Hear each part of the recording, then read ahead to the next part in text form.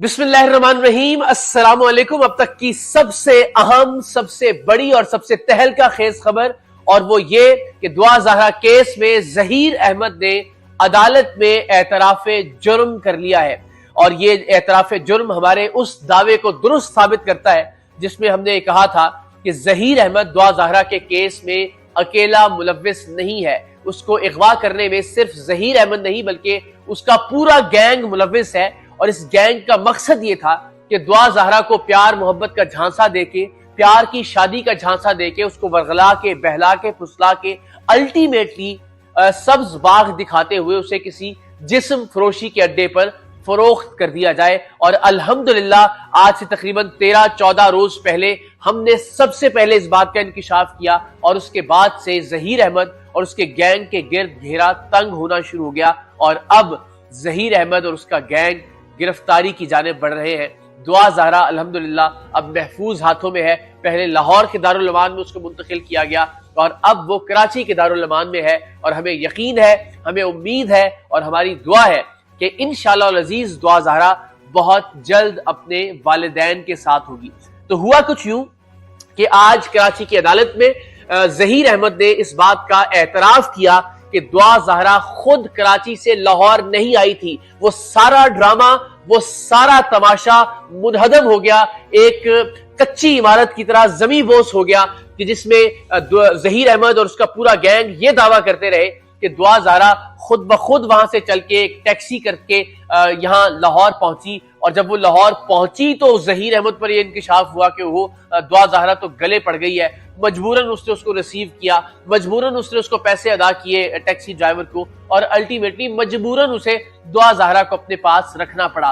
न सिर्फ ये कि ज़हीर अहमद इस मामले पर झूठ बोलता रहा, न सिर्फ ये कि ज़हीर अहमद से मुतल्लिक तमाम यूट्यूबर इस मामले पर झूठ बोलते रहे, न सिर्फ ये कि तमाम वकला ज़हीर अहमद और उसके गैंग के इस मामले पर झूठ बोलते रहे, ज़हीर की वालिदा ने भी इस मामले पर झूठ बोला। ये क्लिप देखिए कि जिसमें वो ये कहती है कि जब दुआ ज़हरा लाहौर आ गई तो ज़हीर ने उसको कहा, ओहो ये आपने क्या किया, वापस जाएं और मुझे अपने माँ बाप का नंबर दें, मैं चाहता हूं कि उनसे बात करूं और आपको वापस भिजवाऊं। वालिदा तक जो कि इस गैंग में मौजूद है वो भी इस मामले में झूठ बोल रही थी कि दुआ ज़हरा खुद चल कर उनके पास आई, यानी उनके गले पड़ गई। जरा ये क्लिप मुलाहिजा कीजिए। बेटी आई है तो मैं बेटी को, ज़हीर ने खुद क्या, आपने क्या किया, क्यों आई हो इधर, क्यों आई हो, आपको वापस भेजता हूँ, मैं तेरे वाले को फोन करता हूँ। उसने बच्ची ने नंबर नहीं बताया। उस बाद में 1 माह बाद उसने पता कितनी देर बाद उसने नंबर बताया। और ये बात ढकी छुपी नहीं, हमें कोई क्लिप दिखाने की जरूरत नहीं, कोई वीडियो दिखाने की जरूरत नहीं। पूरी कौम जानती है, पूरा पाकिस्तान जानता है कि ज़हीर अहमद और उसका गैंग, उसके यूट्यूबर्स, उसके वकला, उसके तमाम हमदर्द ये बात पूरे यकीन के साथ कहते रहे कि दुआ ज़हरा ने वहां से एक टैक्सी ली। 2300 किलोमीटर वो टैक्सी ड्राइवर लेकर दुआ ज़हरा को, एक मासूम बच्ची को जब माइनर डिक्लेयर हो चुकी है, यानी एक कम उम्र बच्ची को लेकर लाहौर पहुंचा।